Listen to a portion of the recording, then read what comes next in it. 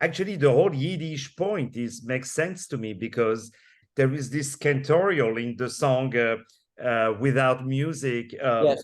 This cantorial thing, resonance that perhaps you were even looking for from the singers, but also these very sensitive notes that you go to search. What is going on in your mind, Maury, when you are writing music? First of all, do you sit and say, okay, I need to write a musical? Or how does it start for you? What is your process of composing? First of all, since I grew up at loving musicals, right? And from everything from Alan J. Lerner to Stephen Sondheim, right? I love the form. I love telling stories in music. And I love, in fact, my musicals are really song cycles. If you just listen to the music from what we could tell the whole, I can tell you a whole story in music. You know, I mean, we just released the December song for Victoria Clark, right? And that's a song cycle. Classical composers Beethoven invented the song cycle. I'm a storyteller in music. I just feel a natural inclination to have somebody, a character in a situation who becomes so filled with emotion that he or she can no longer speak, and they have to sing to express their feelings, whether they're happy, whether they're sad, whether they're angry, whether they have to tell you something. And so I just have this natural inclination. It gets the best out of me. When I thought about Phantom, and of course, first thing I thought was worst idea in the world, right? First of all, it's a horror story. Why did you think it was the worst idea? Who is this man? All right, so he is a man who was born so misshapen, so ugly, so hideous, you couldn't even look at him. It was horrible. And so he had to be hidden away. His mother nobody could let him be seen. And as he grew up, he was simply surrounded by his own ugliness. He couldn't look in a mirror, a little child.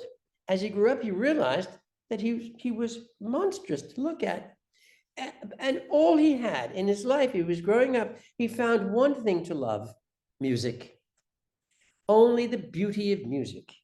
So here is the ugliest creature in the world who lives for only one thing, the only thing that can enter his life, that can bring him succor and beauty, is the beauty of music. He's a beautiful man on the inside and hideous on the outside. And as horrible that he looks, that's how beautiful is the music that sustains him. And I thought, that's a story. How do you know, Maury, that when you have it? How do you know when you're like, okay, I have a musical with this? Do you do some tryouts? No, How does it work? How do I know? I write Yeah. something.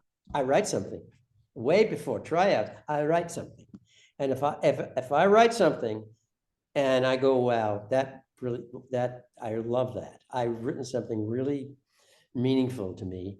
Then I know that this subject matter and thinking about it and feeling about it is getting my best work out of it. For example, like the history of the Titanic. And I was thinking, there's something about that story that's monumental. Everybody knows about it. It's the most well-known word on the world. Every language, everybody knows that word, Titanic. It's the worst disaster in history. Over 1,000 people died, huge maritime disaster. And I kept thinking, why is it that I feel that somehow that story sings to me? Very interesting what you said, that the story must sing. Yes. If it doesn't sing to me, then I don't think of it as a musical. You've been so generous with me, my dear Maury. I can't thank you enough. It really, truly means the world to me. Thank you for all the beautiful music that you are writing. I love you. I enjoyed talking to you and having this conversation. I love you from the bottom of my heart. I love that you love musicals, and keep going to them and keep writing them. You're the sweetest. Thank you so much. Just keep on singing. And we love you, and we keep on singing your music. Have a lovely day. Thank you so much.